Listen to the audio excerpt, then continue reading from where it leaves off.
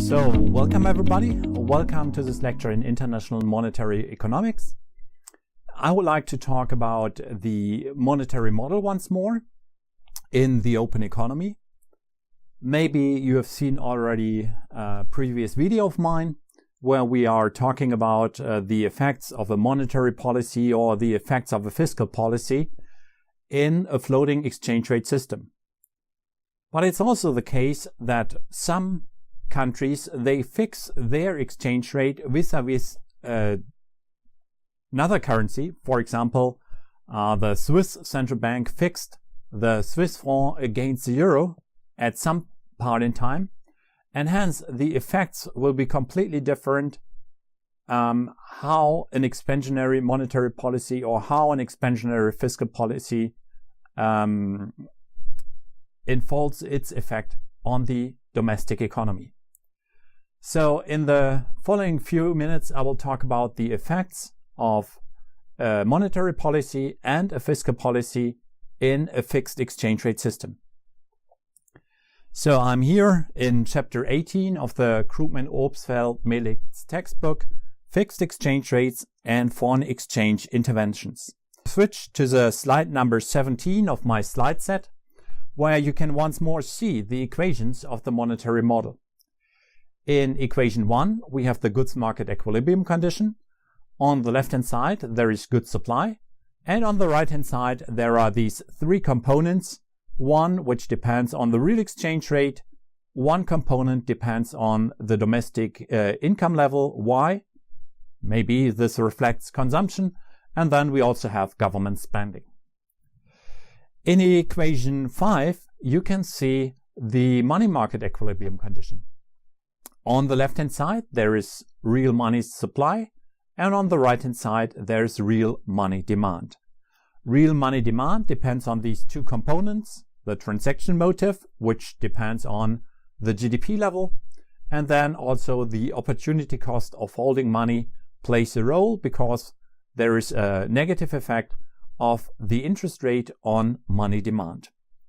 What is very important is that we have to look on the left-hand side, and in red ink you can see that nominal money supply depends on two components, the home component H and the foreign component F. In case that the central bank buys or sells domestic bonds, then the home component will change. So, for example, in case that the central bank wants to increase money supply, then the central bank will print new money, will walk over to the domestic bond market, will buy domestic bonds, will pay with freshly printed money, so that money supply in circulation will increase. When the central bank buys domestic bonds, then the home component will be addressed and the home component will increase. In case that the central bank buys or sells foreign assets, then the foreign component of money supply will be addressed. So in case that, for example, the central bank wants to intervene in the foreign exchange market and wants to buy foreign assets, then in a first step, the central bank has to print new money, has to walk over to the foreign exchange market, and the central bank is buying foreign bonds and is paying these foreign bonds with freshly printed domestic money. Therefore, money supply in circulation will increase, but via the foreign component F. So in a fixed exchange rate system, it is very important to keep in mind that we have two components of money supply, the domestic component and the foreign component. The equation number 6 once more symbolizes the UIP condition. R is equal to R star. So the domestic interest rate level is equal to the foreign interest rate level in case that we have complete capital mobility. Once more, it is very important to know what kind of variables are endogenous and what kind of variables are exogenous. In a fixed exchange rate system, the domestic price level P is an endogenous variable. Also, the foreign component of money supply is an endogenous variable. because of the fact that the central bank has to intervene at the foreign exchange market in case that there is some pressure that the exchange rate will change. And then the foreign component of money supply will change endogenously. So in a fixed exchange rate system, the foreign component of money supply F is an endogenous variable. And then also the domestic interest rate level once more is an endogenous variable. We have the following exogenous variables.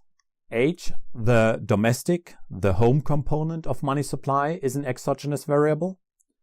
The foreign price level P star is exogenous. The domestic GDP level, Y, is an exogenous variable because Y is capacity constrained.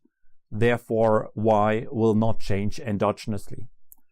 The foreign interest rate level R star is exogenous, and also the fixed exchange rate is an exogenous variable because of the fact that the central bank or the government fixed the exchange rate at one specified level, and this level will not change endogenously. So in a fixed exchange rate system, also the nominal exchange rate is an exogenous variable. Yeah, we can directly start with the effects of an expansionary monetary policy in a fixed exchange rate system. The initial equilibrium is given by this setup. The central bank has decided about the appropriate level of money supply, and the initial goods price level is equal to P0, and the fixed exchange rate level is equal to E0. Now the central bank wants to increase money supply. So the central bank is increasing the domestic component of money supply H. So the central bank is printing money, is walking over to the domestic bond market and is buying domestic bonds. So the H component will increase and money supply increases. So you can see here that when the central bank increases money supply, there is a tendency that the goods prices will increase. There is a tendency for inflation. And there is also a tendency that the exchange rate will increase. So there is right now a depreciation pressure. The situation 1 in red ink displayed in this graph now indicates the situation how this shock would be digested in case that we would live in a floating exchange rate system. But the setting is different here. We are living in a fixed exchange rate world, and hence we would argue that the red scenario does not materialize, but it is a case that there is only depreciation pressure. When there is depreciation pressure, the central bank has to walk over to the foreign exchange market and has to intervene in the foreign exchange market. Depreciation pressure implies that the domestic currency is weak and the foreign currency is a strong currency. So the central bank has to intervene in the foreign exchange market in the following way. The central bank has to go into its cellar. It has to get foreign reserves out of the cellar of the central bank. The central bank walks over to the foreign exchange market and is selling foreign currency and is buying the domestic weak currency. When the central bank is buying the domestic weak currency, it is the case that money supply in circulation, like in the hands of the private households, will decrease. And therefore, it will be the case that the foreign component of money supply will decrease again.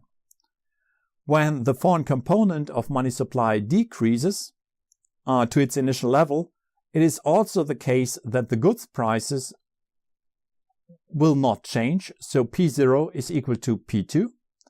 And also the exchange rate will be fixed. So E2 is equal to the initial exchange rate level. Hence, we can conclude the effects of an expansionary monetary policy. An expansionary monetary policy is performed in the following way. like the domestic component of money supply increases, H increases, but the central bank is losing reserves so that the foreign component of money supply decreases again. This implies that the central bank is unable to increase the level of money supply. When the central bank is unable to increase the level of money supply, it will not have an effect on the goods price level or the exchange rate. So we learn from this little assignment that the central bank cannot perform an independent monetary policy. The central bank has no control over money supply, and therefore the monetary instrument is useless in a fixed exchange rate system. The central bank cannot decide upon the level of money supply. Of course, there are some scenarios where monetary policy can become important also in a fixed exchange rate setting.